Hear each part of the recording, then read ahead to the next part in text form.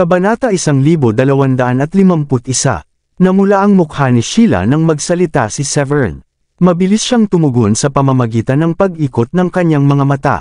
Nagsasabi lang ako ng totoo. Sila ay mga tapat na babae na may mabuting pagkatao. Napahadyak-hik si Catherine at sinabing, ang isang lalaking may kakayahan katulad ni Severin ay nararapat sa mas maraming babae. Pagkatapos ay humarap siya kay Severin at nagtanong, ano sa palagay mo? May mga saloobin ka ba tungkol kay Sofia? Ito ay mungkahi ko lamang, syempre. Maaari itong magsilbing isang mainam na landas para sa iyo upang mapabuti at mapagtanto ang iyong potensyal. Maaaring makatulong din ito para sa iyong pag-unlad sa hinaharap. Pagkatapos ay sinabi ni Severin sa kanya, hindi mo kailangang masyadong mag-alala tungkol dyan, Lola. Ang Stormy Moon Sect ay gumagawa ng magandang pag-unlad, ngunit ito ay isang maliit at ordinaryong sekta lamang sa maraming puwersa na alam ko. Huminto siya upang huminga ng malalim bago nagpatuloy. Nabanggit ko na ba sa iyo si Woolrich dati? Isa siyang napakalakas na individual, at siya ang pinuno ng Sky Blue Sect. Pupunta ako sa Sky Blue Sect sa loob ng ilang buwan, kung saan isang magandang pagkakataon ang naghihintay para sa atin. Naniniwala akong mas uunlad ako roon kumpara sa Stormy Moon Sect. Nagtinginan sina Sheila at Diane at hindi maiwasang makaramdam ng matinding tuwa. Nasa sabik na sinabi ni Catherine, siya ang pinuno ng sekta. Mas malakas ba talaga ang Sky Blue Sect kaysa sa Stormy Moon Sect? Kung ganoon nga, huwag kang magpigil, tumuloy ka. Nakangiti siya ng abot-tay nga habang masayang nasa sabik. Hehe, sa palagay ko wala na akong ikababahala. Hindi ko alam na may sarili ka ng mga plano. Mas panatag ako sa iyong mga desisyon. Ngumiti si Severin at sinabing, nasa edad ka na kung saan dapat kang magsaya sa halip na mag-alala tungkol sa iba. Ikinumpas niya ang kanyang kamay at inilabas ang isang bote ng espiritual na alak, na iniabot niya at sinabing, heto, uminom ka ng isang bote ng espiritual na alak na ito.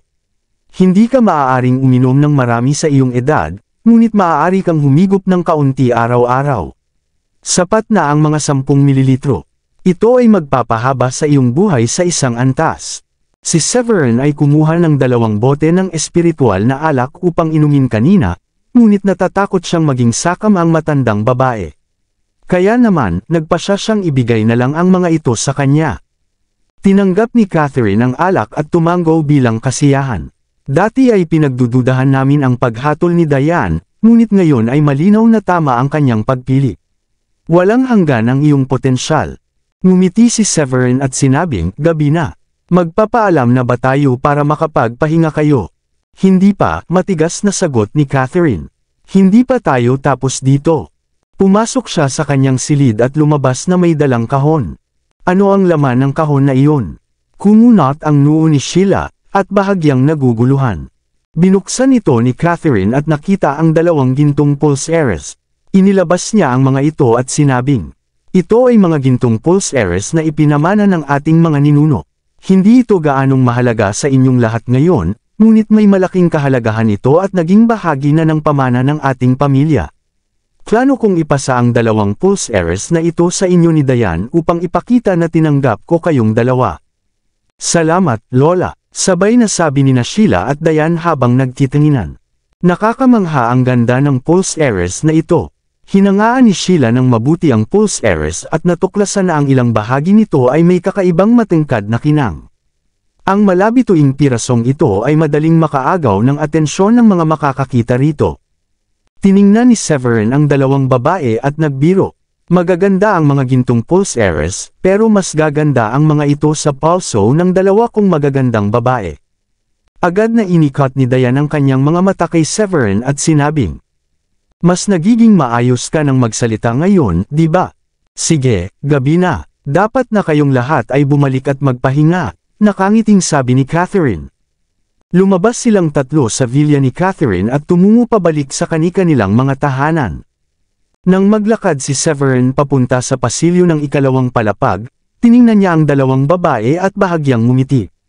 Medyo gabi na, kaya bakit hindi na lang tayo matulog ng magkasama?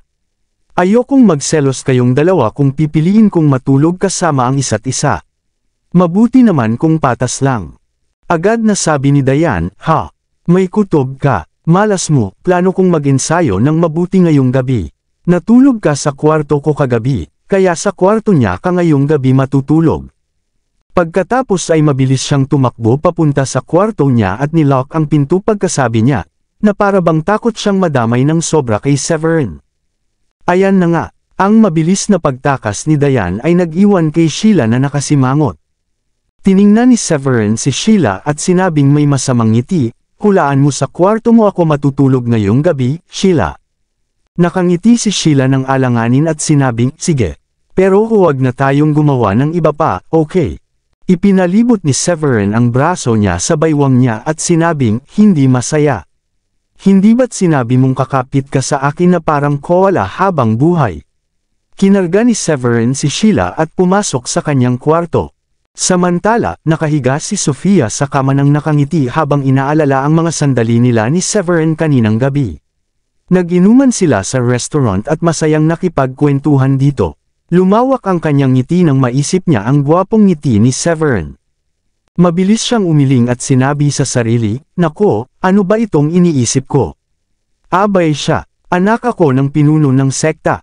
Hindi dapat ipagpalit ng isang babaeng kasing taas ko ang sarili niya sa isang lalaki. Ang lalaking dapat ang magkusa para makuha ang puso ko." Kumalma siya sandali at bumulong ng mahina sa sarili, hindi siya katulad ng ibang lalaki. Guwapo siya, mabait, at hindi siya manyakis. Isa rin siyang alchemist. Kailan kaya ako makakahanap ng ganitong hiyas? Kasama na niya si Sheila ngayon kahit hindi niya ito kasama noon. Ibig sabihin ba nito ay magkakaroon ako ng pagkakataong makasama siya? Tumahimik ka nga, Sofia. Bulong niya sa sarili habang nakatitig sa salamin. Ang mga babaeng katulad mo ay dapat maging mas tahimik. Marami kang manliligaw dyan na naghahangad na makuha ang puso mo, pero hindi mo pa tinanggap ang kahit sino sa kanila. Paano mo nagawang ibaba ang iyong mga pamantayan at humanap ng lalaking may asawa? Sa ibang pananaw, sabi niya, pero isa pa. Isa siyang taong nakakasundo mo. Hahayaan mo ba talagang lumipas ang pagkakataon dahil lang sa ayaw mong ibaba ang iyong ego? Dapat mong samantalahin ang pagkakataon at ibigay ang lahat. Dalawang magkasalungat na pananaw ang bumagabag kay Sofia habang sumusuko siya at humiga sa kama. Paikot-ikot siya, at hindi makatulog dahil sa kanyang mga iniisip. Para bang hindi na yun lalala pa, kumunat ang noo niya nang marinig niya ang mga ungol ni Sheila mula sa katabing kwarto. Kumunat ang noo ni Sofia noong una, ngunit bumilis ang tibok ng kanyang puso nang mapagtanto niya ang nangyayari. Maya-maya, ang kanyang mga pisngi ay lalong namula. Ganoon ba kalala ang soundproofing dito? Nako, bakit ko pa kinailangang pumili ng kwarto na katabi ni Sheila? Napayuko si Sofia. Pinili niya ang kwartong ito dahil gusto niya ang estilo ng dekorasyon. Hindi niya inaasahan na katabi lang pala ang kwarto ni Sheila, lalo na't si Sheila ay uungol sa tuwa ng gabing iyon. Lingid sa kaalaman ni Sofia, kahit sinong ordinaryong tao ay hindi makakarinig ng mga ungol na iyon. Nagagawa niya yun dahil mataas ang kanyang kakayahan.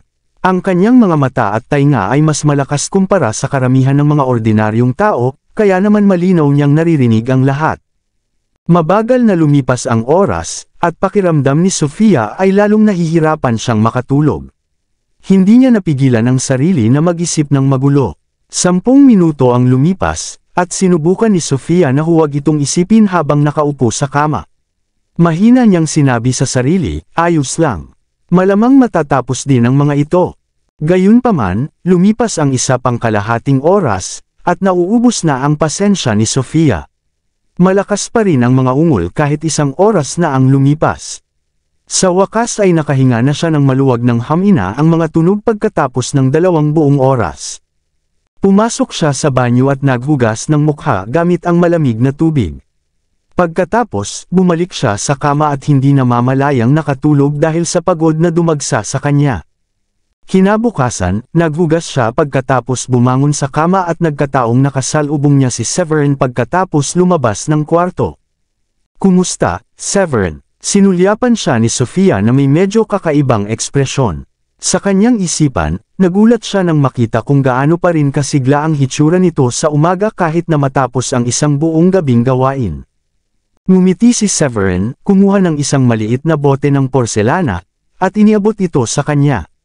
Pinagtagpo tayo ng tadhana bilang magkaibigan. Narito ang isang tableta na aking nilinis. Sana ay makatulong ito sa iyo na makamit ang isang pagsulong. Hindi ko ito matatanggap. Isa pa, magiging bastos kung hindi ko tatanggapin ang iyong kilos, kaya tatanggapin ko ito ng may kagalakan. Kung kailangan mo ng tulong ko sa anumang bagay sa hinaharap, huwag mag-atubiling ipaalam sa akin. Bagamat hindi inisip ni Sofia na mahalaga ang tableta na ibinigay sa kanya ni Severin, kinuha pa rin niya ang tableta at inilagay ito sa kanyang storage ring. Tutal, naniniwala siyang hindi ganoon kataas ang kahusayan ni Severin sa alchemy. Kahit na isa siyang second-grade high-rank alchemist, hindi ito magdudulot ng malaking epekto sa kanyang pagtatamo kung iinuman niya ang tabletang iyon. Gayunpaman, ang pagkakaroon ng mga tableta na tulad niyan ay magiging kapaki-pakinabang pa rin para sa cultivation, kaya walang masama sa pag-iingat ng mga ito. Maaari kayong mamili nina Diane at Sheila kapag gising na sila, sabi ni Severin nang nakangiti. Sumigaw ang mahinang pag-asa ni Sofia sa kanyang puso.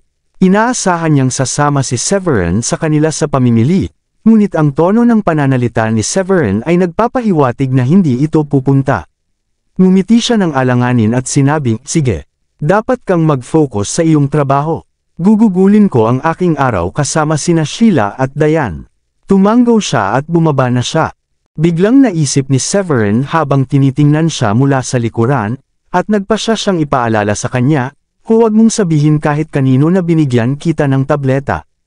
Kung may magtatanong, sabihin mo lang sa kanila na nakuha mo ito mula sa ibang tao. Sige, sagot ni Sofia nang hindi lumilingon para tingnan siya. Kumunat ang noo ni Severin at nakatayo sa lugar. Maya-maya, bumulong siya, bakit parang hindi siya nasisiyahan. Ang tono ng kanyang pananalita ay nagpapaalala sa akin ng isang malungkot na asawa. Nagkibit-balikat si Severin at bumaba na pababa. Nang magising sina Sheila at Diane at bumaba, niyaya nila si Megan na pumunta sa lungsod kasama si Sofia. Naupo si Severin sa sala at uminom ng tsaa. Hindi nagtagal, dumating ang ilang mga pinuno ng bulwagan kasama ang 2 o 3 matatanda. May maitutulong ba kami sa inyo? Ngumiti si Yuka kay Severin. Tiningnan sila ni Severin at sinabing, tinasa ko ang inyong mga naabot noong isang araw at naghanda ng ilang tableta para sa bawat isa sa inyo, ayon sa inyong pag-unlad. Ang ilan sa inyo ay makakakuha ng isang tableta, habang ang iba ay makakakuha ng 2. Ang mga may mas mababang naabot ay malamang na makakakuha ng 3 tableta.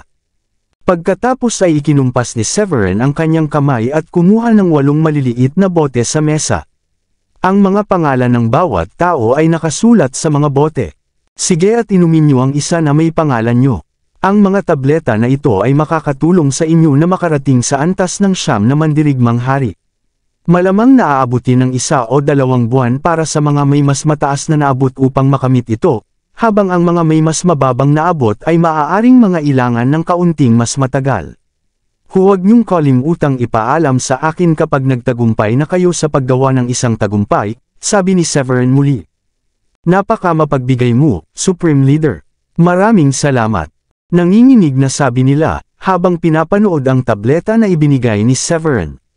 Hindi niya inaasahan na iaayos ni Severin ang mga tableta na partikular para sa lahat ng 8 sa kanila upang makamit ang isang tagumpay sa Level 9 Warrior King. Ang ganitong kaingatan ay isang bagay na marahil ay si Severin lamang ang nakakamit.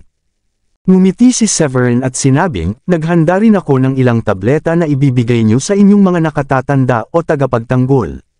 Malaking tulong ito sa pagpapabuti ng pangkalahatang lakas ng mga bulwagan. Sa ganitong paraan mananatiling protektado ang Dracodius Temple ng maraming malalakas na tao sa mga panahong wala ang ilan sa inyo.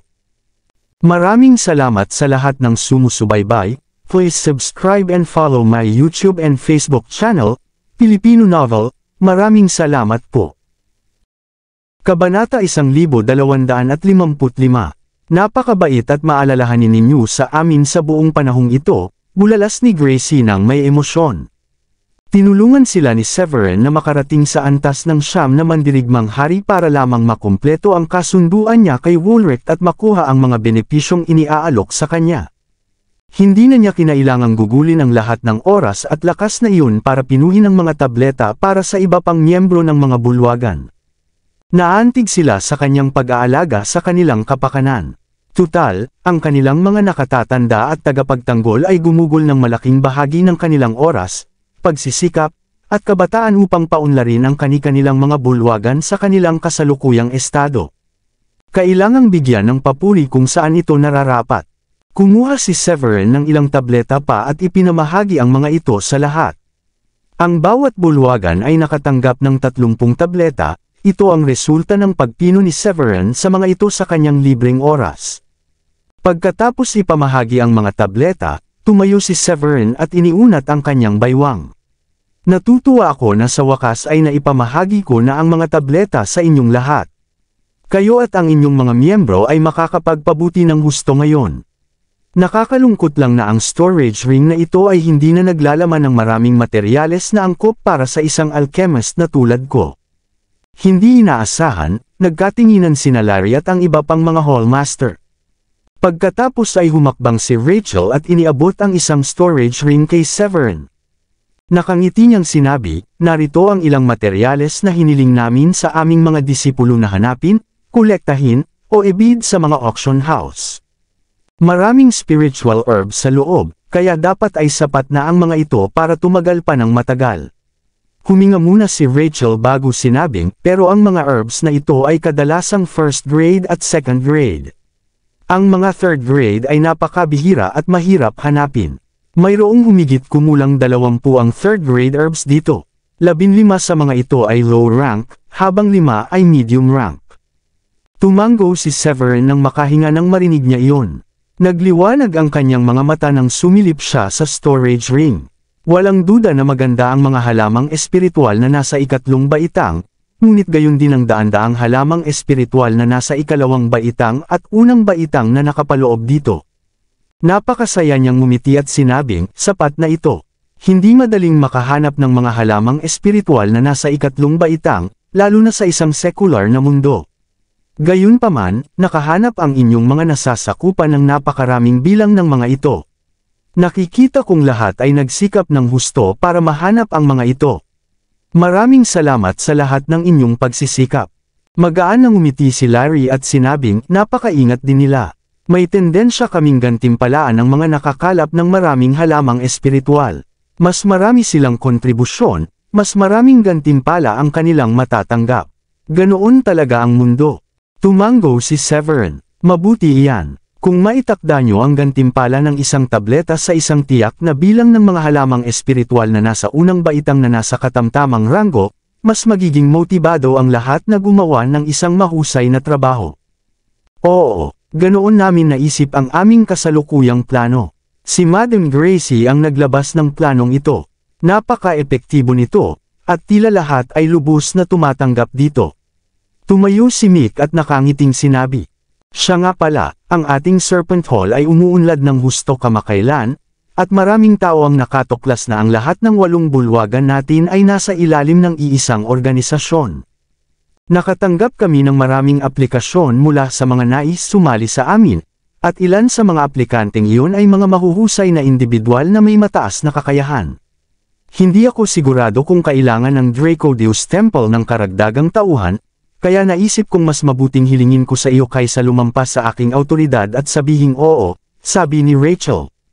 Natahimik si Severin nang marinig niya iyon, at pagkaraan ng ilang sandali, sa wakas ay nasabi niya, mayroong 12 bulwagan sa kabuuan, at ang bawat bulwagan ay magkakaiba sa bilang ng mga miyembro.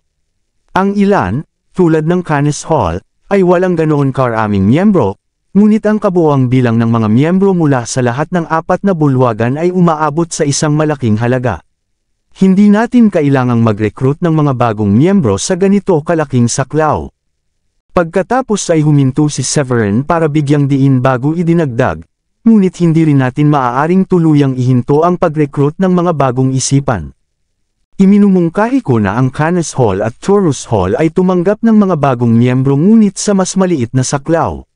Ang 2 bulwagan na ito ang pinakamaliit sa mga tuntunin ng bilang. Ang kinakailangan para sa pagtanggap sa kanila ay dapat na mayroon silang mataas na tagumpay o higit na talento. Ang paglalagay ng kaunting sariwang dugo sa mga bulwagan ay kinakailangan para sa patuloy na paglago. Tumango si Rachel at humingi ng paglilinaw mula kay Severin. Kung gayon, ang taong gustong sumali sa aking bulwagan ay maaaring isang mahusay na kandidato. Ayos lang ba na irekomendo ko sila sa Canes Hall o sa Taurus Hall?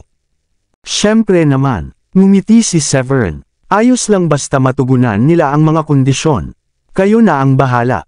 Sige, hindi tayo maaaring tumanggap ng napakaraming tao dahil ang prioridad natin ngayon ay ang mapabuti ang tagumpay ng lahat. Gayon din, hindi natin maaaring tanggihan silang lahat dahil maaaring makahadlang ito sa paglago natin sa hinaharap. Kailangan nating piliin lamang ang mga piling tao upang mapantayan ang ating kasalukuyan. Tumango si Larry bilang pagsang-ayon kay Severin. Sandaling nag-usap ang lahat bago bumalik. Nakahinga rin ng maluwag si Severin nang magawa iyon. Ang pagbibigay sa kanila ng mga alchemical pills ay magpapataas ng kabuoang lakas ng Dracodeus Temple. Bukod dito, ang lahat ng 8 Hall Masters ay nabigyan na ng sapat na mga tableta upang maabot ang Level 9 Warrior King. Naisip ni Severin sa sarili at bamulong, mayroon pang 8 buwan na natitira. Ngayon na nagawa ko na ang mga pagsasaayos para sa lahat ng 8 hall, may natitira pang 4 na hall na dapat hanapin. Sigurado akong posible na makumplito ang kasunduan sa pagitan ko at ni Theo Woolrich. Hindi na kailangang mag-alala pa si Severin dahil naayos na ang lahat. Dahil may natitira pang oras sa hapon, kumuha siya ng ilang third-grade medium-rank na alchemical materials at sinubukang pinuhin ang mga ito. Bagamat nakapag-refine na si Severin ng maraming high-quality third-grade low-level pills, hindi ganoon kadali ang pag-refine ng third-grade medium-rank pills. Malaking hakbang ito pagdating sa kahirapan. Walang gaanong third-grade medium-rank material si Severin. Mahigit 50 set lang ang mayroon siya. Bukod dito, ang mga materyales na iyon ay para sa iba't ibang uri ng third-grade medium-rank pills, hindi ang partikular na uri ng pills na gusto niyang makuha. Matapos mabigo ng 2 beses, nakaramdam si Severin ng matinding kirot sa kanyang puso. Nakakadurog ng puso na subukang pinuhin ang mga high-grade pills at mabigo. Lalo na't napakahirap makahanap ng third-grade medium-rank na spiritual herbs. Ang dami ng pagkabigo ay magpapahirap sa pag-refine ng 4th-grade pills sa hinaharap. Kahit gaano kasakit na makitang nauwi sa pagkabigo ang kanyang mga pagsisikap, tanging pagngingit-ngit ng ngipin ang nagawa ni Severin at patuloy na natututo mula sa kanyang karanasan sa pagkabigo at pinagbubuti ang kanyang mga kakayahan. Nalungkot si Severin dahil ang kanyang mga pagtatangka sa ilang set ng mga materyales ay pawang nauwi sa pagkabigo. Gayunpaman, sinubukan niyang tingnan ang mas magandang panig dahil ang paulit-ulit na pagkabigo ay itinuring na mga kantungan patungo sa kanyang tagumpay. Mahirap ang pagpino ng mga tabletang pang-13 baitang na nasa katamtamang antas.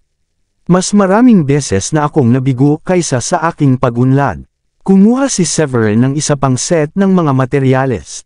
Tiningnan niya ang mga ito at hindi niya maiwasang mapangiti ng may pag-aalala. Bueno, sa palagay ko ang mabagal na pag-unlad ay itinuturing pa ring pag-unlad. Umaasa akong makakamit ko ang ilang antas ng tagumpay bago maubos ang mga materyales.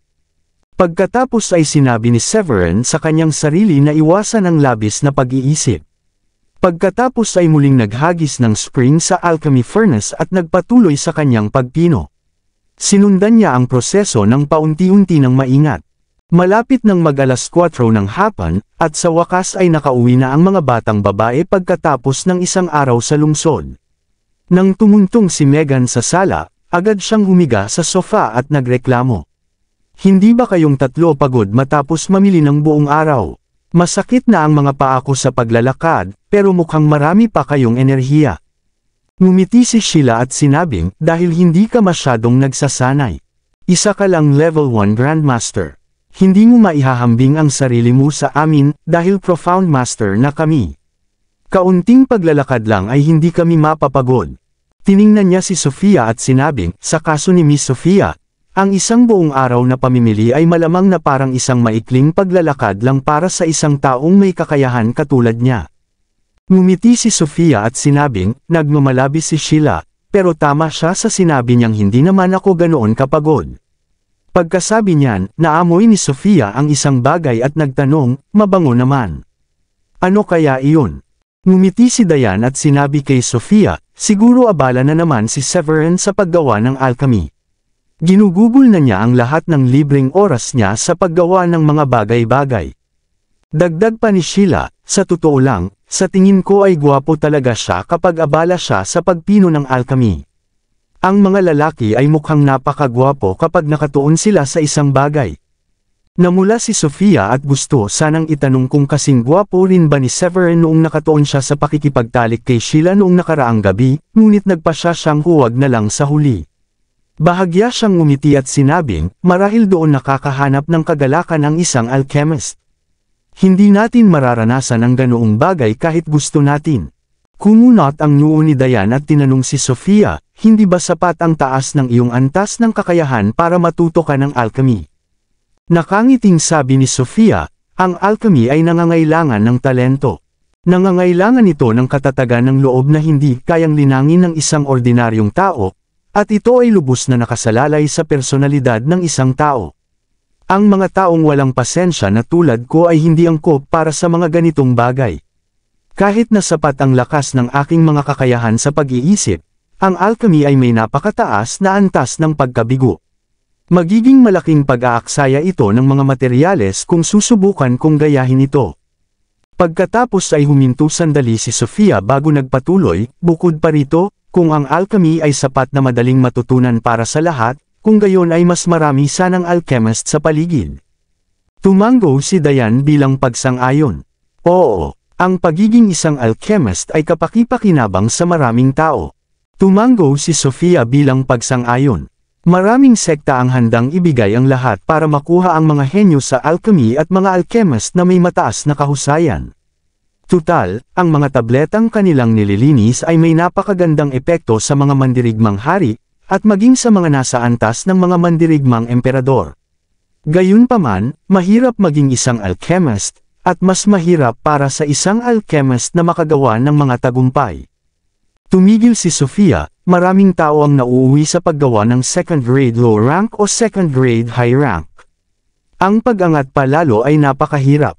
Napakamot si Sheila sa kanyang batok nang marinig niya iyon at naisip sa sarili, si Severin ay naging isang third grade low rank alchemist ng napakabilis. Taya ko, lahat ng iba pang mga alchemist ay may inggit kung malaman nila. Lumipas ang oras, at kalaunan ay itinabi ni Severin ang alchemy furnace pagkatapos ng 2 pang sesyon. Hindi ako makapaniwala, nasayang ko ang 10 set ng mga materyales. Natutuwa akong may progreso ako, pero bukas ko na lang siguro itutuloy. Bumaba siya kaagad pagkatapos dahil malapit na ang oras para sa hapunan. Ayaw niyang maging masamang host kay Sofia at kailangan niyang pasayahin ito. Sa wakas ay napagtanto mo na oras na para tumigil, ha? Nakakulong ka sa kwarto mo habang may mga bisita ka. Hindi ka ba nag-aalala para sa kaligayahan ni Sofia? Inikat ni Dayan ang kanyang mga mata kay Severin nang bumaba ito.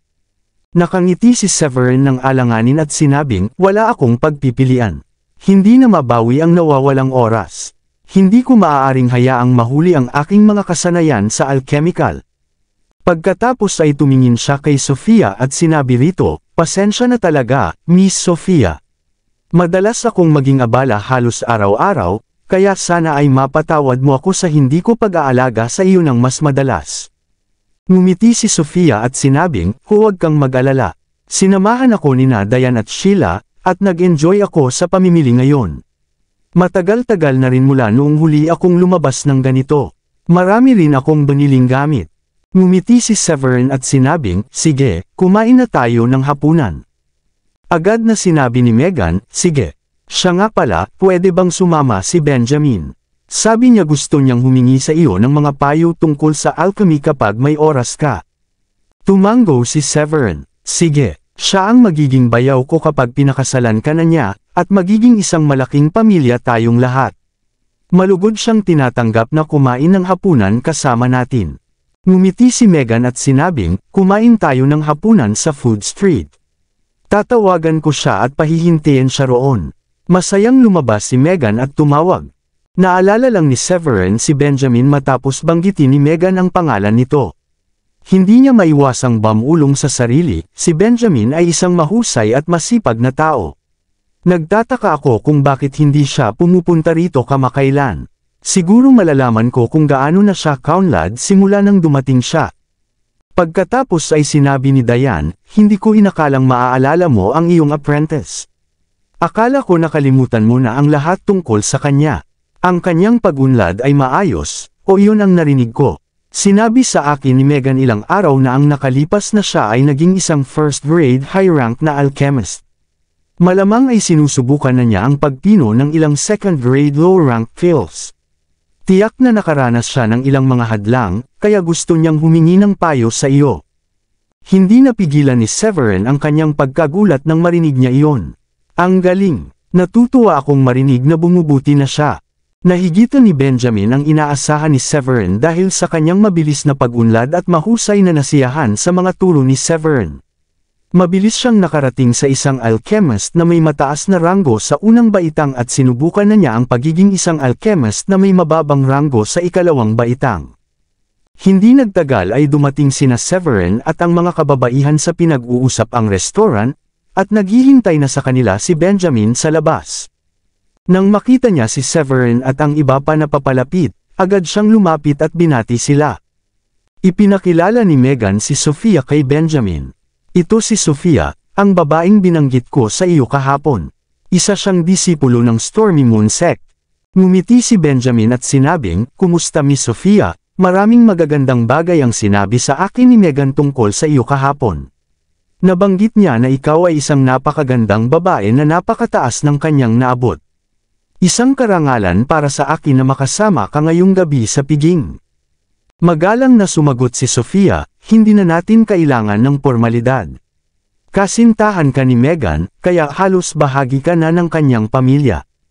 Pwede ba? Sinenyasan sila ni Megan. Umupo muna tayo sa isa sa mga mesa. Pinangunahan ni Megan ang daan.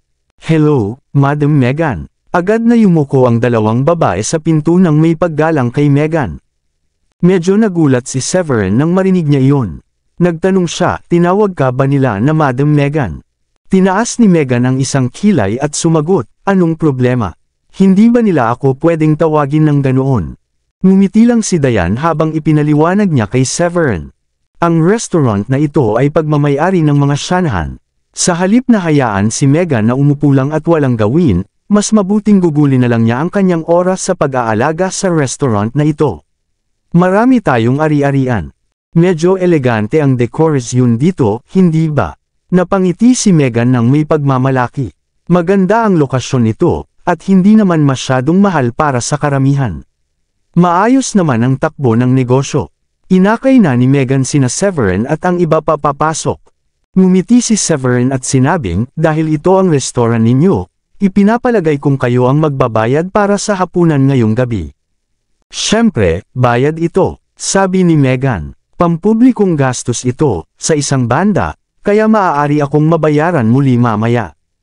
Haha, hindi napigilan ni Severin ang pagtawa. Umorder si Megan para sa lahat pagpasok nila sa restaurant. Sa oras na iyon, sinamantala ni Benjamin ang pagkakataong magtanong ng ilang bagay tungkol sa alchemy dahil wala rin siyang gaanong gagawin. Matapos sagutin ni Severin ang kanyang mga tanong, biglang napagtanto ni Benjamin. Naiintindihan ko na ngayon. Kaya iyon ang mali kong ginagawa. Mas bibigyan ko ng pansin ang aspetong iyan at titignan ko kung mas mabilis akong makakarating sa mababang ranggong alchemist sa ikalawang baitang. Tumango si Severin sa kasiyahan. Maganda ang iyong pag-unlad. Malaki ang magagawa ng iyong mansyon sa lungsod dahil sa iyong pag-unlad. Mapagkumbabang sabi ni Benjamin, dahil din sa iyong gabay. Hindi ako makakarating ng ganito kalayo kung wala ka. Ang aking mga kakayahan ay mas kaunti kaysa sa iyo. Di nagtagal, inihain ng waiter ang pagkain at alak. Dahil ito ang unang beses ninyong kumain dito, umorder ako ng mga espesyal na putahe na ito para matikman ninyong dalawa, nakangiting sabi ni Megan. Pagkatapos ay nagsalin siya ng isang baso ng alak para sa lahat ng buksan ng waiter ang takip ng bote. Kabanata 1260. Nagkaroon ng kasiyahan ang lahat habang kumakain. Biglang tumakbo ang manager ng restaurant papunta sa kanila nang may pag-aalala. "Maaari ka bang makausap, miss?" Ang manager ay isang babaeng nasa edad 30 pataas, at natatakot ang mga mata niya nang kausapin si Megan. Napakunot ang noo ni Megan at agad na humingi ng linaw. "Ano iyon, Mandy?" Pagkatapos ay ipinaliwanag ni Mandy, "Sinampal ng lalaki dito ang puwitan ng receptionist natin." Humingi siya ng tawad sa lalaki, ngunit tumanggi ito at sinampal pa siya dahil sa pagsagot. Nagalit si Megan nang marinig niya ang nangyari. Tumayo siya at sinabing, "Nasaan ang mga gwardya natin? Bakit hindi nila siya pinigilan? Hindi ba niya alam na ang restaurant natin ay may kaugnayan sa mansyon ng gobernador ng county?" Pagkatapos ay sinabi ni Mandy, may kasama siyang ilang matipunong lalaki na binugbog ang lahat ng ating mga gwardya. Nabanggit ko na ang restaurant na ito ay pagmamay-ari ng mansyon ng gobernador ng county, ngunit tila wala siyang pakialam. Hindi nila sineryoso ang aming mga babala, at gusto nilang isama ang receptionist na iyon, at sinasabing nagalit siya dahil sinagot siya nito. Galit na nagngingit-ngit si Megan matapos marinig iyon at naikuyom ang kanyang mga kamao. Napakasamang tao. Tumayo si Severin at sinabing, kung kaya niyang magpakita ng kayabangan kahit alam niyang nasa ilalim ng mansyon ng gobernador ng county ang restaurant na ito, malamang isa siyang taong may mataas na katayuan. Sa palagay ko ay hindi rin siya taga South Link City.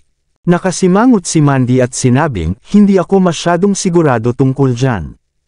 Nakikita ko, wala na akong ibang pagpipilian kundi pumunta roon at tingnan mismo. Gusto kong malaman kung sino ang nang-ahas na maging mayabang sa teritoryo ko." Malamig na ngumiti si Severin habang may bakas ng galit na lumitaw sa kanyang mga mata. "Sasamahan ka namin." Tumayo si Sofia dahil na-curious din siya kung sino ang maglalakas loob na manggulo doon. Mabilis na bumaba si Severin kasama ang iba. "Hehe, hindi ba sinabi ng manager na aabisuhan niya ang general manager tungkol dito? Ano naman ang gagawin sa akin ng general manager nila, ha?" Mayabang nang umisi ang isang matabang binata at sinabihan ang dalawa sa kanyang mga tauhan na idiin ang magandang receptionist sa mesa. Pagkatapos niyang magsalita, hinampos niya ulit ang puwitan ng receptionist. Napasigaw ang babae sa sakit matapos ang malakas niyang pagsampal. Gayunpaman, tila nasiyahan ang lalaki at tumawa ng tuwang-tuwa. "Haha, tinawag mo akong pervert, hindi ba? Sige. Ipapakita ko sa iyo kung ano ang hitsura ng isang tunay na pervert kapag dinala kita sa hotel." "Tumigil ka," sigaw ni Megan habang pinapababa ang grupo. Tumingin ang lalaki sa direksyon ng boses. Nagliwanag ang mga mata niya habang lumulunok sa gutom. Sok, sok, sok. "Hindi ko inaasahan na makakakita ako ng ganito karaming magagandang babae rito. Ang pagkakaroon ng 4 na magagandang babae na sumulpot sa harap ko ay tunay na isang biyaya. Naghahanap ka ba ng gulo? Ang restaurant na ito ay pagmamay-ari ng aming South County Mansion. Hindi ka ba natatakot na masaktan sila?" Hindi pa kailanman naging ganito kagalit si Megan sa buong buhay niya.